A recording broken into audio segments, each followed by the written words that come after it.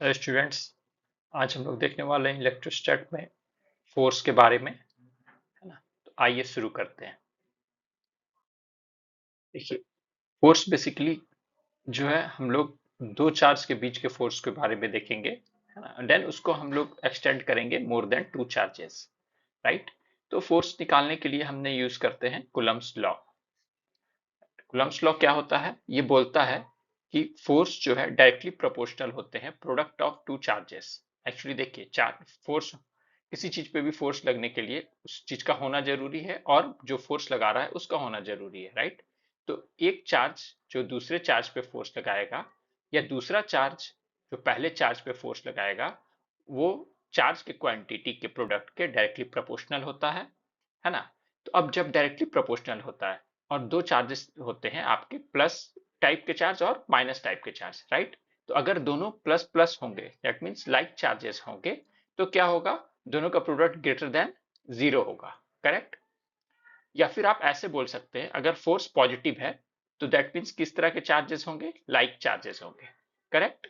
ताकि प्रोडक्ट आपका पॉजिटिव आएगा। दैट मीन्स किस तरह का फोर्स होगा? Repulsive force. अगर दोनों लाइक चार्जेस है तो हम लोग पढ़े हैं like charges repel each other, correct. तो अगर Q1 Q2 greater than zero है, that means repulsive force. Q1 Q2 का प्रोडक्ट लेस देन जीरो है, दैट मीन्स क्या हो गया? ओवरऑल क्या आना है? निगेटिव, है ना।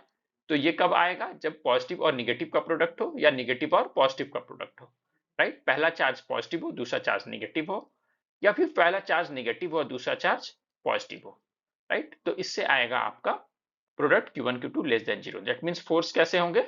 अट्रैक्टिव होंगे। क्लियर है? ठीक है, आइए आगे बढ़ते हैं। ये F12 क्या लिखा है मैंने, F21 क्या लिखा है, ये हम लोग आगे देखेंगे। वैसे मैं यहाँ पे भी आपको बता देता हूँ।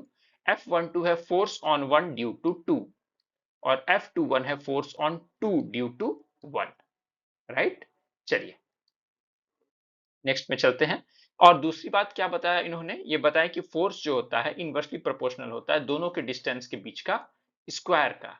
अगर दो चार्जेस हैं, उन दोनों के बीच का डिस्टेंस है r, करेक्ट। तो उसके स्क्वायर का इनवर्सली प्रोपोर्शनल होता है। दैट मीन्स अगर हम दोनों को फर्स्ट और सेकंड स्टेटमेंट को क्लब करेंगे तो हमारा बन जाएगा F is directly proportional to product of Q1 Q2 and inversely proportional to R square, right. तो अब F इज इक्वल टू क्या हो जाएगा? जब प्रोपोर्शनैलिटी को इक्वालिटी में कन्वर्ट करते हैं तो हम लोग लगाते हैं प्रोपोर्शनैलिटी कांस्टेंट, राइट। के क्या है यहाँ पे? के है आपका प्रोपोर्शनैलिटी कांस्टेंट, ठीक है, जिसकी वैल्यू होती है 1/4πε0। ये कैसे आया सर? ये आया आपका एक्सपेरिमेंट से, राइट। कुछ एक्सपेरिमेंट करते हैं, कुछ गिवन कंडीशंस होते हैं, उस सारे को हम लोग कंसीडर करके निकालते हैं प्रोपोर्शनैलिटी कांस्टेंट। क्लियर है? जिसमें कि 4 वैल्यू पता है आपको, कौन? ये तो 4 तो पता ही है, पाई पता ही है। अब रहा एप्सिलॉन नॉट। एप्सिलॉन नॉट क्या होता है? एप्सिलॉन नॉट होती है परमिटिविटी ऑफ फ्री स्पेस। चूंकि ये काम क्या हो रहा है, दो चार्ज जो है, दो चार्ज आपस में इंटरेक्ट कर रहे हैं फ्री स्पेस में, तो उसकी परमिटिविटी क्या है? वो कितना परमिट कर रहा है चार्जेस के इफेक्ट को एक दूसरे पे प्रभावित होने के लिए, है ना। तो परमिटिविटी ऑफ फ्री स्पेस, ये इसकी वैल्यू कितनी होती है? 9 इंटू 10⁹ न्यूटन मीटर स्क्वायर पर कूलम स्क्वायर। दैट मीन्स इसकी एसआई यूनिट क्या हो गई? न्यूटन मीटर स्क्वायर पर कूलम स्क्वायर। ये कहां से आया? फोर्स का यूनिट है न्यूटन, राइट। एंड चार्जेस के हैं कूलम, तो मल्टीप्लाई करेंगे, कूलम स्क्वायर हो गया, डिवाइड कर देंगे तो न्यूटन पर कूलम स्क्वायर हो गया, और ये है मीटर स्क्वायर, ये आपको चला गया ऊपर, तो ये हो जाएगा न्यूटन मीटर स्क्वायर पर कूलम स्क्वायर। यहां तक क्लियर है? चलिए आगे बढ़ते हैं। नेक्स्ट हम लोग देखते हैं एग्जाम्पल, राइट। एग्जाम्पल में क्या है? Two charges +2 coulomb and -2 coulomb are separated by 20 metre, ठीक है। Find the force between them. दोनों के बीच में हमें क्या निकालना है? फोर्स निकालना है। तो सबसे पहले क्या करेंगे, हम लोग ने फिगर बनाया। फिगर में क्या दिखाया? Q1 चार्ज है और Q2 चार्ज है। Q1 की वैल्यू है +2 कूलम, Q2 की वैल्यू है -1 कूलम। और चूंकि ये एक कैसे है, दोनों का प्रोडक्ट क्या है? Q1 Q2 का प्रोडक्ट जो है आपका लेस देन जीरो है। कितना आएगा? -2। दोनों का प्रोडक्ट कितना आ रहा है? -2 कूलम स्क्वायर। दैट मीन्स ये क्या हो गया? ये अट्रैक्टिव फोर्स है। कैसा फोर्स है? अट्रैक्टिव। तो अट्रैक्टिव फोर्स को बनाने के लिए हम लोग कैसे यूज करेंगे? इस एरो का यूज करेंगे, राइट। दोनों एक दूसरे पे लगा रहे हैं। यहाँ force on F1 2, that means force on 1 due to 2। ये कैसा है? 2 के तरफ है। Force on two due to one, ये कैसा है, वन की तरफ है, करेक्ट। अब इसका मैग्नीट्यूड कैलकुलेट करने के लिए हम लोग क्या करेंगे, F इज इक्वल टू के Q one Q two by R square, formula लगाएंगे। 9 इंटू 10⁻⁹ इंटू ये हो गया आपका के की value into Q1 into Q2, right. And then इसको हम लोग मल्टीप्लाई करते हैं तो हमारा ये आ जाता है value F is equal to 4.5 into 10⁻⁻7 newton, right, 10⁻+7 newton. Sir ये माइनस कहाँ गया, ये हम मैग्नीट्यूड रिपोर्ट कर रहे हैं, राइट, ये हम मैग्नीट्यूड रिपोर्ट कर रहे हैं, इसलिए हम लोग प्लस माइनस यहाँ नहीं लिखेंगे, बट यहाँ हम लोग डायरेक्शन शो कर देंगे। माइनस क्या रिप्रेजेंट करता है, जो डायरेक्शन आपने असाइन किया उससे वो अपोजिट डायरेक्शन में है, दैट मीन्स फोर्स कैसा लग रहा है, अंदर की ओर लग रहा है, राइट। मैग्नीट्यूड सेम है, चलिए आगे देख लेते हैं हम लोग इसको, इसमें क्या बोल रहा है ये, देखिए मैग्नीट्यूड सेम है ना, ये मैग्नीट्यूड सेम है यहाँ पे, और सिर्फ आपका वैल्यू जो है वो आया है, करेक्ट। मैग्नीट्यूड और डायरेक्शन हम लोगों ने दिखा दिया, राइट। अब देखते हैं, अब देखिए ये तो दो चार्ज के बारे में बात थी, अब अगर मोर देन टू चार्जेस होंगे तो हम अप्लाई करेंगे सुपरपोजिशन प्रिंसिपल, जो क्या बोलता है, force between two charges is unaffected by presence of third और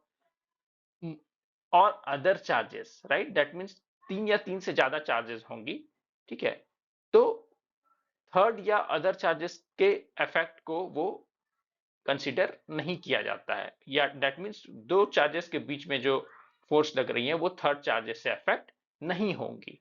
इस दोनों चार्जेस के बीच का फोर्स, इस दोनों चार्जेस के बीच के फोर्स जितना था उतना ही रहेगा थर्ड चार्जेस के आने से पहले या आने के बाद, right. That means force on one due to two will be equal to magnitude of force on two due to one, which is equal to के Q one Q two by a square. A क्या है यहाँ पे, दोनों के बीच की दूरी है, राइट। अब हम लोग देखेंगे, ठीक है, ये हम लोग ये चीज समझ गए आप, magnitude of force acting between one and two is independent of third charges, ये बोलता है superposition principle, right. That means क्या हो गया, नेट फोर्स वन पे कितना एक्ट कर रहा है आपका, नेट फोर्स वन पे एक्ट कर रहा है force on one, right, force on one due to two and force on one due to three, right.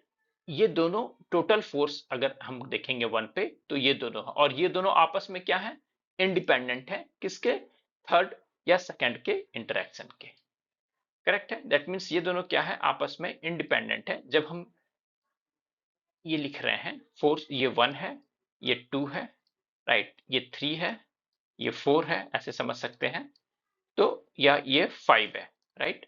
तो अब हमें किस पे निकालना है, फोर्स ऑन वन निकालना है, तो फोर्स ऑन वन क्या हो जाएगा, फोर्स ऑन वन हो जाएगा force on one due to two plus force on one due to three plus force on one due to four plus force on one due to five, right. और ये सारे क्या होंगे, Q1 Q1 Q2 Q3 Q4 के product होंगे, right, और Q5, तो ये सब सारे उसके प्रोडक्ट होंगे, Q1 Q2 के, Q1 Q3 के, Q1 Q4 के, Q1 Q5 के, और सबके बीच की दूरी होगी, डिस्टेंस होगी, करेक्ट है। तो ये हमें दे देगा क्या, मैग्नीट्यूड। और डायरेक्शन निकालने के लिए हम क्या होगा, वेक्टर से हम उसका कंपोनेंट लेके डायरेक्शन निकाल लेंगे, राइट, ये हमें क्या देगा, मैग्नीट्यूड देगा।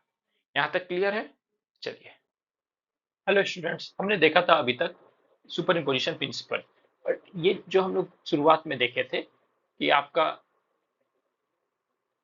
ये जो फॉर्मूला होता है, इसमें एप्सिलॉन नॉट हमने क्या बताया था permittivity in free space, right, permittivity in free space. But अगर कोई अनदर मीडियम में कंसीडर करते हैं, जैसे अगर कोई अनदर मीडियम लेते हैं, जैसे वाटर हो गया, या कोई, या फिर आप ले सकते हैं केरोसिन हो गया, कोई भी अदर मीडियम लेते हैं, देन क्या होगा, देन हमारा जो permittivity in another medium, right, relative permittivity जिसको बोलेंगे, एप्सिलॉन एम से डिनोट करते हैं और एप्सिलॉन आर से डिनोट करते हैं, ये हो गया रिलेटिव परमिटिविटी, राइट, ये क्या हो गया, रिलेटिव परमिटिविटी, और परमिटिविटी इन एनी मीडियम, और इसको क्या बोलेंगे, permittivity in any medium, right. तो ये क्या होता है आपका, ये के टाइम्स होता है एप्सिलॉन नॉट के क्या हो गया आपका, के हो गया आपका डाइलेक्ट्रिक कांस्टेंट। डाइलेक्ट्रिक कांस्टेंट क्या होता है, ये हम लोग नेक्स्ट पार्ट में देखेंगे राइट, कैपेसिटर एंड उस टाइम में डाइलेक्ट्रिक कांस्टेंट्स के बारे में हम लोग थोड़ा और डिटेल में जानेंगे। तब तक के लिए इतना ही। Thank you.